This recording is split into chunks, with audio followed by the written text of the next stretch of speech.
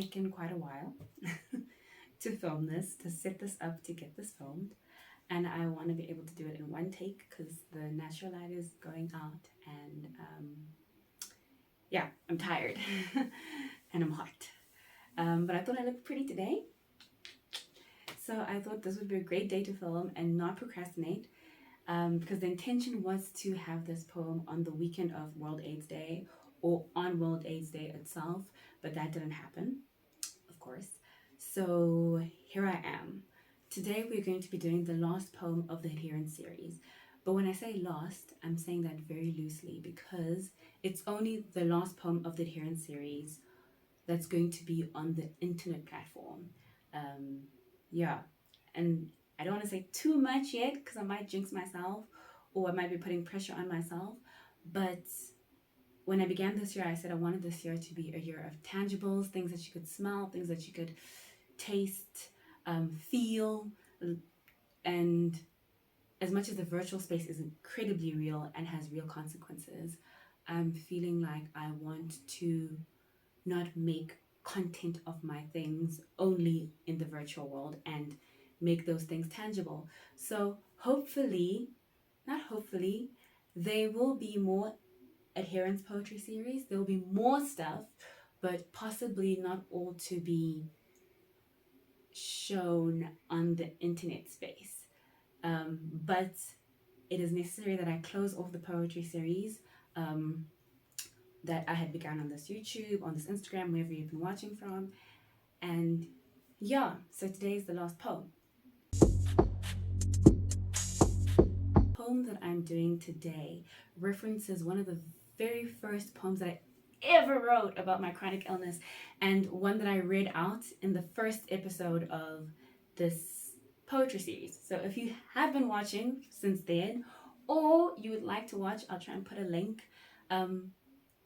Please go to the first episode, and I think we did Adherence, Endurance, and I did one from the Art Antiretroviral Therapy series, and it was called What Does a 5-Year-Old Know About Antiretrovirals? And in that poem, the one about the 5-year-old and antiretrovirals, it ends with, it matters to survive.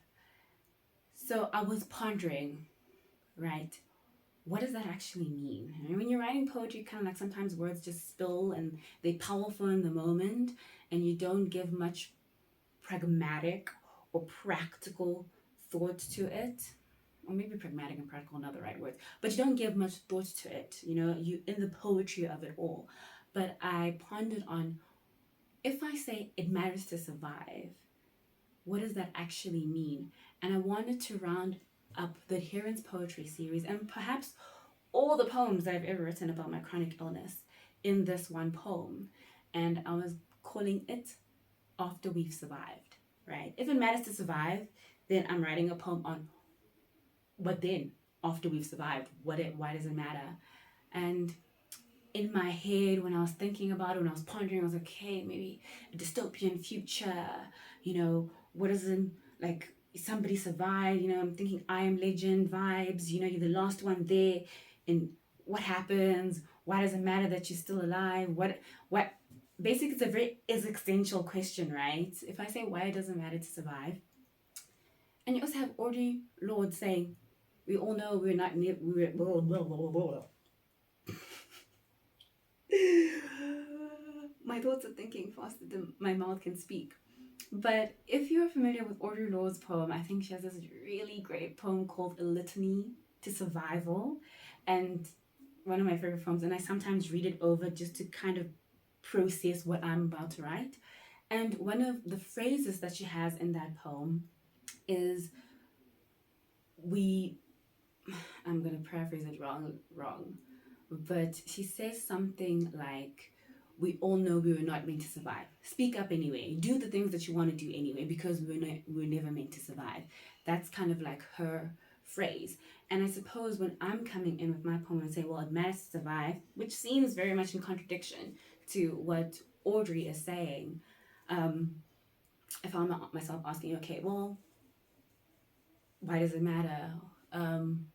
How can I answer this very existential thing if all we do is going to crumble and we're not going to survive anyway. Why am I saying that I should tell a 5-year-old can die, or any 5-year-old for that matter, with any chronic illness or without a chronic illness, why it matters to survive? Okay, I rambled a lot. I don't even know if everything that I said made sense. But summary is, why does it matter to survive? Pondered on it. Might be in contradiction with one of my favorite poets, but I still wrote something, and it's called After We've Survived. And that is the poem that I'm going to present to you, which is going to close out the Adherence Poetry series and close out, like I said, all the poetry that I've perhaps written about my chronic illness. So, let's get into it. After we've survived. It matters to survive. So what now that we have? We are all that is left, traumatized and sick, tired, the socially unacceptable. In these ruins, life is clinging to breath, spirits still and small, waiting to be whisked towards their end. But this is an end for a beginning. This is that holy morning between crucifixion and resurrection. For us that survived, it's a remorse and a recovery, a remembrance of all the ills that wiped many out. But we are still here, hoping, having to think up healthy, hoping, having to feel through living, hoping, dying and birthing anew. We build again, but better. We build again, but for everyone. More inevitable than our death is our eternal lives, the reverberance of our existence through the times. What you leave behind is what you live for now. The humanness of joy and wonder, the eagerness to do better, the resistance, any and everything against our survival. We survived it and continue to. In this body, in this spirit, and in memory, it matters to survive. Yeah. So I'm not going to say too much. I have confidence that it speaks for itself, the poem.